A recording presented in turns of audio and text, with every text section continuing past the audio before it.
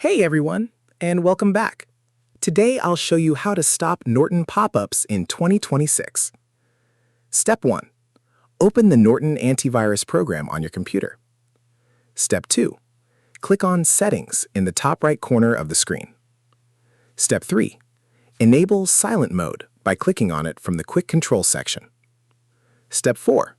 Select the duration you want Silent Mode to stay active, then click OK. Step 5.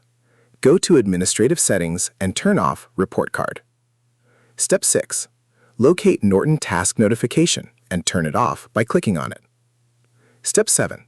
Scroll down, locate Special Offer Notification and turn it off. Step 8. Once done, click Apply and close the window. Step 9. Go to Settings again and select Anti-Spam. Step 10. In the Client Integration tab, make sure the welcome screen is turned off. Step 11. Click back and select Firewall. Go back to Settings, then choose Firewall. Step 12. Go to the Intrusion and Browser Protection tab and set Download Insights notifications to Risks Only. Step 13. Once done, close the antivirus program. That's it.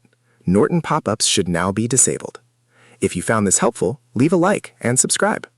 Thanks for watching, and see you next time.